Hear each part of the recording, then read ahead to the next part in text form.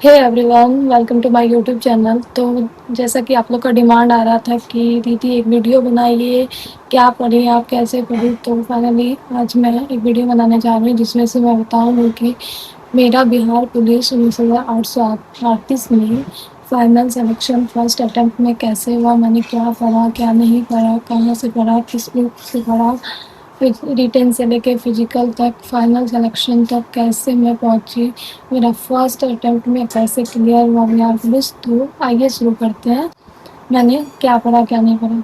सबसे पहले मैं आपको बताना चाहती हूँ कि आप किसी भी एग्ज़ाम का तैयारी करने से पहले आप एक ऐसा क्लास को परचेज़ करें, चाहे एक ऐसा टीचर को सजेस्ट करें जिसका लैंग्वेज आपको पसंद आए, पढ़ाने का तरीका पसंद आए। उस टीचर को आप सेलेक्ट कर लो, उसका एक क्लास परचेज़ कर लो। नहीं तो सारे टीचर्स के यूट्यूब पे क्लास अवेलेबल रहते हैं, तो आप यूट्यूब से उनका पहले थ्योरी क्लास करो। थ्योरी क्लास करने के बाद जैसा मैं बता रही हूँ अपना, आप थ्योरी क्लास परचेज़ करो या यूट्यूब से थ्योरी क्लास करो। जैसे हिस्ट्री का थ्योरी क्लास कर लो पूरा। फिर थ्योरी क्लास करने के बाद आप कोई भी बुक लें, जैसे कि मैं यूज़ करती थी ये घटना चक्र।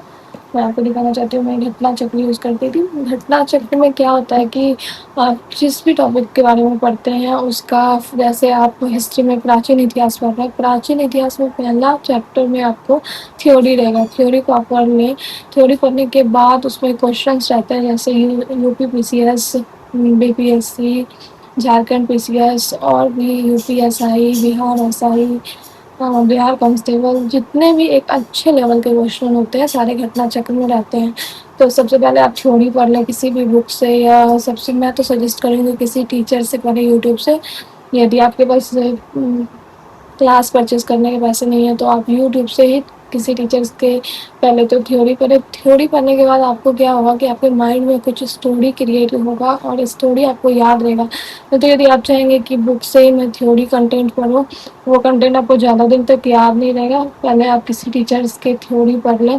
थ्योरी पढ़ने के बाद आप किसी प्रैक्टिस सेट को लगाएं, चाहे आप घटना चक्र को लें। घटना चक्र में वो जो स्टोरी रहते हैं उसको आप पहले पढ़ें। स्टोरी पढ़ने के बाद आप उसके क्वेश्चंस लगाएं। क्वेश्चंस देखें आप कि मेरे से कितना क्वेश्चन बन पाता है, मैं कितना बना पाती हूँ। यदि आपका क्लियर नहीं हो पाता है उस टॉपिक पे जो है दिया वो टॉपिक आपको क्लियर नहीं होता है, तो फिर से आप थ्योरी पढ़ें। थ्योरी पढ़ने के बाद फिर से क्वेश्चन लगाएं। उससे क्या होगा कि आपका थ्योरी वाइज, आपका एक टॉपिक वाइज बेस मजबूत होते जाएगा। और फिर उसके बाद आप किसी टीचर्स का मूक लगा लें, नहीं तो प्रैक्टिस सेट के लिए कोई बुक खरीद लें। जैसे कि मैं मूक लगाती थी RWA का, उसका फ्री रहता है, तो मैं RWA से मूक लगाती थी। तो पहले घटना चक्र मैं तो सजेस्ट करूँगी कि कंपलसरी घटना चक्र एक बहुत अच्छा बुक है जिसमें आपको हर टॉपिक का कंटेंट रहेगा। टॉपिक वाइज आप पढ़ते जाए, क्वेश्चन लगाते जाए, तो आपको समझ में आएगा।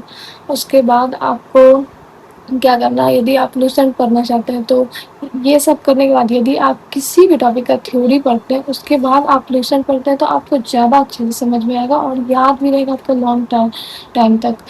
आप लूसेंट को पढ़ें। सबसे पहले आप घटना चक्र को पढ़ें, फिर यदि आपको लूसेंट पसंद है लूसेंट पढ़ें, और एनसीईआरटी पसंद है तो पढ़ें। लेकिन मैं तो सजेस्ट करूँगी कि जिस प्रकार मैंने पढ़ा फर्स्ट अटेम्प्ट में मैंने क्लियर किया, तो आपको सबसे पहले किसी भी टीचर का थ्योरी पढ़ना पड़ेगा।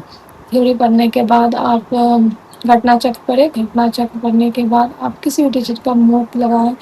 मूक टेस्ट लगाने के बाद खुद को जज करें कितना नंबर आप ला पाते हैं, क्या आप समझे नहीं समझे। मैं दिखाना चाहूँगी कि मैं घटना चक्र का ही पॉलिटी भी पढ़ती थी और इसमें क्वेश्चन लगाती थी मैं। जैसे ये है संसदीय अधिनियम, तो इस साइड इसका रहता है, ये क्वेश्चंस रहता है। तो आप थ्योरी पढ़ने के बाद आप क्वेश्चंस लगा सकते हैं।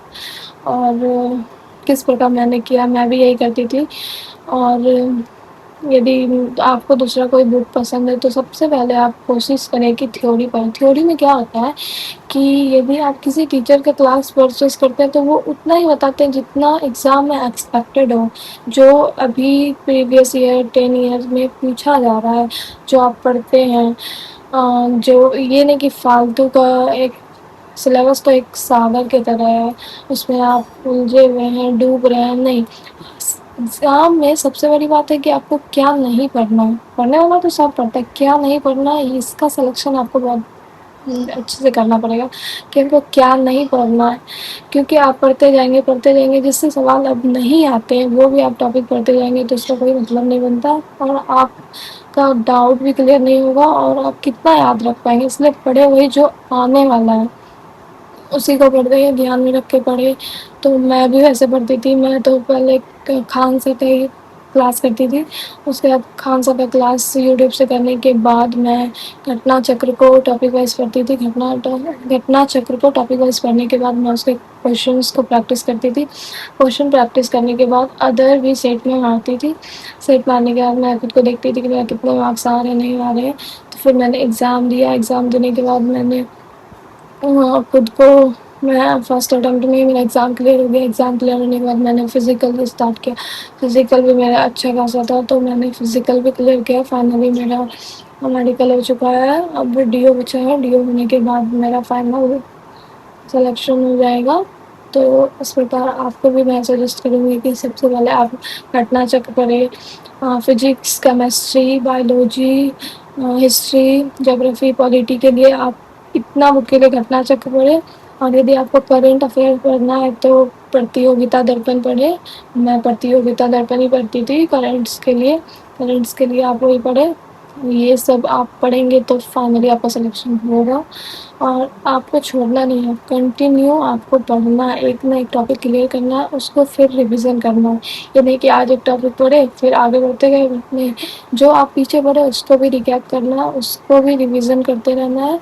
और फिर मैथ्स भी आप बनाएं। मैथ्स तो उतने नहीं पूछे जाते हैं, फिर भी पूछे जाते हैं। लेकिन पहले आपको ये सारे टॉपिक को क्लियर करने पड़ेंगे, उसके बाद आप मैथ बनाएं, रीजनिंग बनाएं। वो तो आप 2 महीने 3 महीने पहले भी करेंगे तो आपका हो जाएगा। और इस प्रकार मैंने अपना किया। और भी कोई क्वेश्चन हो तो मुझे मैसेज करिए, कमेंट कर देना, मैं उस पे आपको जानकारी दूँगी। तो तब तक के लिए जय हिंद, मिलते हैं दूसरी वीडियो में।